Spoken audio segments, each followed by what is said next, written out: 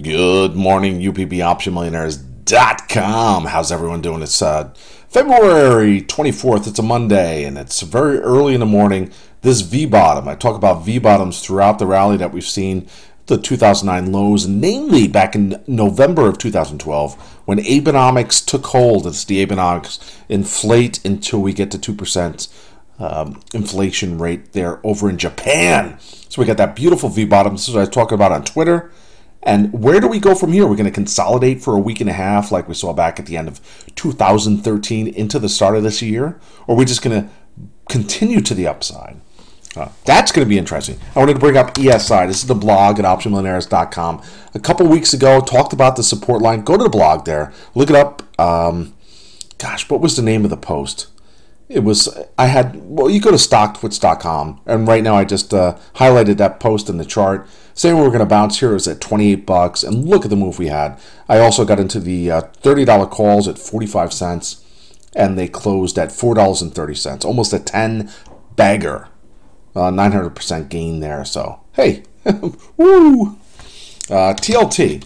This is really going to be the tell going forward, because I think if the bond market starts to weaken, which I think is ultimately going to happen from a long-term perspective, stocks are going to continue to the upside, because that would imply people are selling bonds and higher interest rates will prevail. Ultimately, we're going to break through that $100 level and then down into the 90s. It might take some time. Again, I like TLT puts. Even more so, I like GDX puts. GDX coming right up to support here from a long-term perspective just looks so weak that we've already broken through long-term support from 2009, barely breached our head above it, and we're going to break down below to the $17.50, $15 level. And people who were buying gold, those gold commercials like buy gold now for all the central bank manipulation. It's like, well, you might have to wait a little bit. Can you forge a gun out of gold? Well, I guess you can, but because that's really, I mean, if everything blows up like it's going to blow up in the next 5 to 7 years, gold's going to be meaningless unless you can make bullets out of it and a rifle. Let's move on to Big Lots. Big Lots upgraded, price target raised, broke through support. But we need to break this level here, and we will. I think we're going to hit the 32.50 level. I love this stock going forward. Big Lots and BTH as well. BTH, heavily shorted stock, has double bottom. We got to pull in a little farther back than that. Double bottom, to me, looks like it's going to make the move back over and $10.50, then to $12.50. It's going to be a beautiful move here. Still from BTH. Garmin was an earnings trade I put up at the blog at OptionMillionaires.com. I said, hey, get the $47 calls. I got some at 80 cents. Closed them out at significantly higher prices. And look at this. It's like, I was down here talking about Garmin. Just from a charting perspective, charts do matter. Look at this. Beautiful bull flag. I'm flagging, ho! Down here it was saying, buy me, buy me, buy me. And so that's what we did at OptionMillionaires.com. I alerted it via my private Twitter account. UPB, your private Twitter account rocks. Yeah, but thanks, Darth Vader. And then you could see we had just this massive move to the upside. Awesome. I mean, earnings trades do not always work out in this, magnitude, but when they do, it's like, having a couple drinks with Princess Leia. So Garmin, beautiful move to the upside. This is one of those stocks that, you wrap your brain around it. I was in the week ahead last week. I was doing my live webinar. I said, Garmin. To me, I associate Garmin with GPS products. But guess what? They're branching out. They're into the fitness products and nautical products, all sorts of exercise products. So that's what's driving the stock. Actually, if you look at the earnings report, what's dragging it down is their legacy, GPS products. I have a phone. We all of us have smartphones seemingly these days, and we can use Google Maps for free. So what do we need Garmin for? Well, Garmin's ahead of the curve, and you got to give them credit. I loved it when the stock ramped higher, 8-9%. I was like, management, you rock, right? That's what it's all about, really.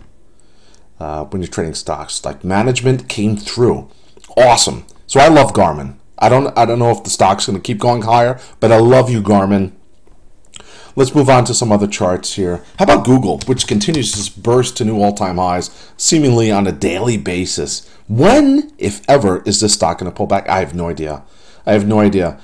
This could be one of those CMGs type stocks. Look at this chart from CMG. Go back a couple years and just see this line. I kind of just drew it. It's like, hello, any day now, any day. It just keeps going higher.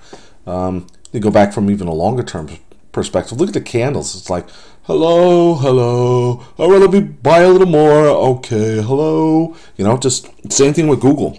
Google, once it broke out from earnings, it's kind of like, yeah, well, the bulls keep buying and the bears, there's only a couple left and they just don't feel like shorting the stock because they've got a couple pennies left and they can only buy 1/1,000,000th of a share to short. Anyway, all right, so let's move on. We have Apple. Apple actually pulled back this week. Hit support, pulled back, and looks to me still to make that move over 600.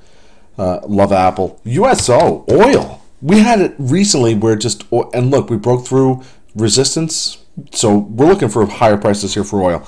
But we had it recently over the last couple weeks where oil, bonds, gold, silver, precious metal, copper, stocks, everything was up. Everything was up.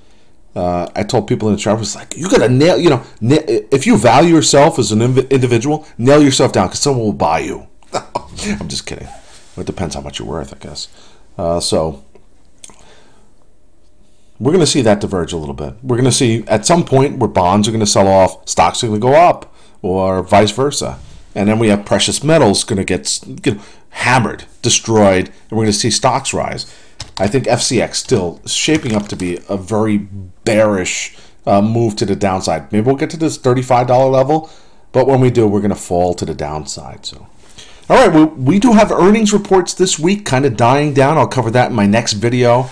I think from a short-term perspective, I think the market, I think it's topped. One of the things I was bringing up at the end of the day on Friday, or middle of the day, I said we've triple topped. All right, we have one top, two top, one top, two top, three top, 4, 5, 6. No, I'm just kidding. We don't have that many tops. But we can look at the 6-month chart here and just draw a line across. Hello, 1, 2, 3. That's the, what is that, the Tootsie Roll commercial? It's like, how many licks does it take to top the stock market? 1, 2, 3. So we might get a little bit of a pullback here. But if you look really from a short-term perspective, this is a beautiful bull flag. Hello, pole flag. But if you look from a longer-term perspective, you're like, oh, we might have topped here. And actually, if you really look at it closer, you say, all right, this is a nice narrow cup. We might handle here. Handle would bring us down to about 182. Handle, and then lift off. So we'll see what happens. It's going to be very interesting. Needless to say, I don't think we're going to break through the 180 level this week, and I was talking about it all week last week. I said we're going to hit new all-time highs. We did. We did. I called it. I nailed it.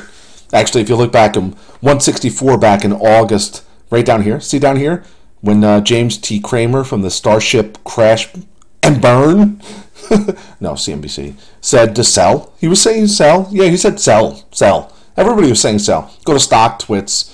It was a 32% bullish ratio compared to a 60% bearish ratio. And then go up to the all-time highs. And we were the exact opposite. It was like almost 70% bull and 30% bear. And now here we are. We have more bears than bulls. So to me, we're going to consolidate here and then just spring to new all-time highs. And if you haven't listened to JB, we've been talking about this for a long time. The fact that there's less shares out there, there's less companies, and with low interest rates, they're utilizing those low interest rates to take loans out to buy back stock. So it's very simple in this marketplace now. You have central banks manipulating currencies, manipulating asset prices, and you have the law of supply and demand. There is less stock out there. Less stock. So, one more chart I want to bring up, Faced Plant. This weekend, Facebook's prized $19 billion acquisition. What's up? actually went down for 3 hours. So I think Facebook's going to pull back. I brought it up as one of the text messages and tweets I did in my private Twitter. I've been right a lot more than I've been wrong over the last couple weeks. So Facebook, I think, is going to see a 3 to 5% move lower on Monday. And if it doesn't, if it opens in positive territory, short, go with. If you're not shorting it, I'm like, what's up? No. Yeah, all right. UPB here. It's very early Monday morning. I'll see you in the chat room at optionmillionaires.com. And throughout the week, it's going to be a great week. Awesome. All right, UPB here. Everyone take care, and I'll see you in a little bit. Goodbye.